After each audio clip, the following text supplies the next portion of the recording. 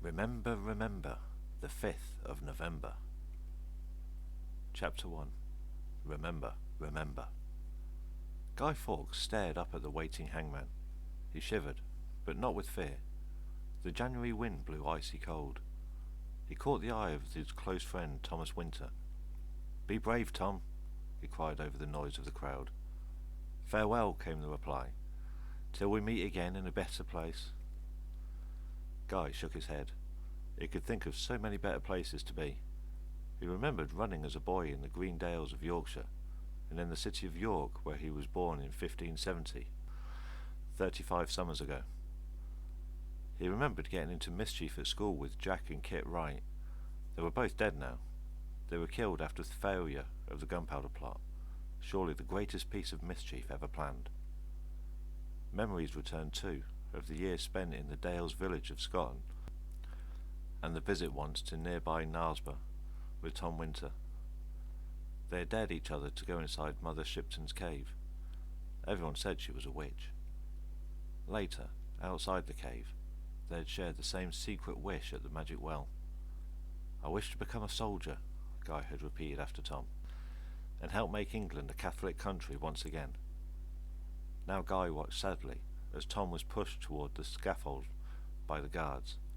The crowd roared loudly and began the popular, mocking chant to taunt the men who were about to die. "Remember, remember, the 5th of November, gunpowder, treason and plot. We see no reason why gunpowder treason should ever be forgot." Guy could hardly believe it was really happening to him. How did I get myself into this mess?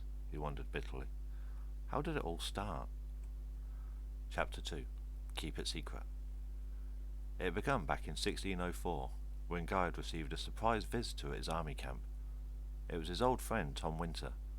They were both soldiers in Europe, but they rarely had the chance to meet. "I'm homesick, Tom, and tired of war," Guy confessed. "I wish sometimes that I'd never become a soldier." At first it had all seemed like a great adventure to Guy when he joined the Catholic Spanish army to seek his fame and fortune. But things had not worked out for him as well as he had expected, and now he wanted to leave. "Why not come back to England with me?" Tom suggested. "Who has need of me?" Guy asked with interest. "The Catholics of England. King James has begun to pass cruel laws against our faith. We must help our people." "But what can I do?" asked Guy. Tom checked that no one else was listening. "Remember the second part of our boyhood wish?" he asked in a hushed voice. "Together we can make it all come true."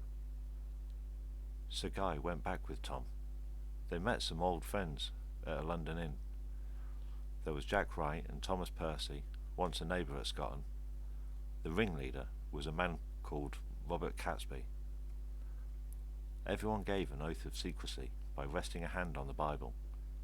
When Catesby explained his plans, "We're going to blow up the House of Lords with gunpowder," he began.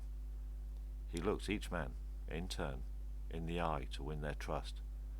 As King James makes his speech to Parliament, he and all his Protestant supporters will be killed. Catesby's eyes glowed brightly. "What will happen after that?" asked Guy, wide-eyed. "An armed force will then be ready to ride upon London. The victory will be ours, and soon there will again be a Catholic monarch on the English throne," Catesby replied. Guy gulped. He knew there was no turning back now. He must do what must be done, or die in the attempt. Percy rented a house next door to Parliament, and the plotters tried to dig a tunnel between the two buildings to smuggle in all the gunpowder. It was a difficult task for so few men to carry out, especially when the narrow tunnel kept filling with water. "Ah, my aching back," Tom groaned. "This heaving and digging will be the death of me." Tom and Guy looked down at their blistering hands. "We've been scraping at stone for weeks," Tom sighed. "I fear the wall is too thick and we'll never be able to get through." But in early 1605 they found that they did not need to finish the tunnel after all. A storeroom had become empty in the cellars below the House of Lords, right underneath the King's throne. Chapter 3. Bomb Warning. "Steady! Be careful!" hissed Catesby in the darkness. Kit Wright grinned. "Do not worry, we'll not let the gunpowder get wet." Kit helped his elder brother Jack lift another heavy barrel of gunpowder from the boat towards the cellars. "Good. Now put it over there with the others," said Guy, holding up his lantern to guide them. He was in charge of the explosives. Boatload after boatload of gunpowder was rowed across the river that night until 36 barrels were stacked in the cellar. Guy made sure they were completely hidden by mounds of coal and firewood. "You've done well, my friend," Catesby praised Guy warmly. "You deserve to light the fuse to set off the huge explosion, Guy. Then your name will go down in history." Guy laughed. "People will only remember me if I'm stupid enough to blow myself up as well." During the months of preparations that followed, Catesby persuaded a number of wealthy Catholics to enter the plot too. They promised to provide money, horses, armour and weapons after the king was dead. But there was a fear that if too many people knew about the plot, there would be greater risks that the king might find out. Nevertheless, the explosion was planned for the opening of Parliament on Tuesday, the 5th of November. But one fateful Saturday in late October, a letter was sent, unsigned, to Lord Monteagle, a Catholic friend of several of the plotters. The letter warned Monteagle not to go to the opening ceremony. Monteagle took the message straight to the government's chief ministers. It read, "They shall receive a terrible blow this Parliament, and yet they will not see who hurts them." When Catesby heard about the warning, he refused to scrap his plans. No one knew for certain who had broken their oath and written the note, but the main suspicion fell upon Francis Tresham. He was the 13th and final member of the gang. He was also Lord Monteagle's brother-in-law.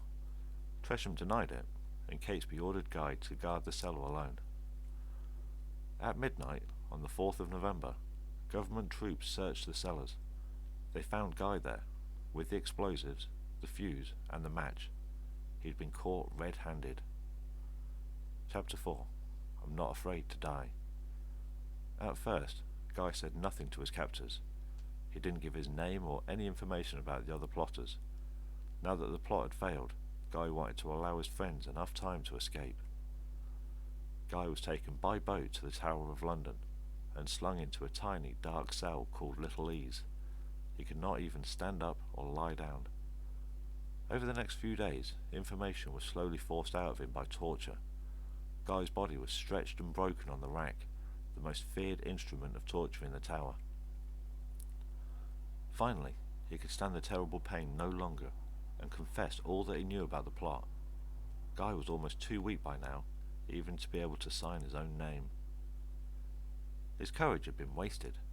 Unknown to Guy, his friends had all been captured or killed during a shootout at Holbeach House in Staffordshire.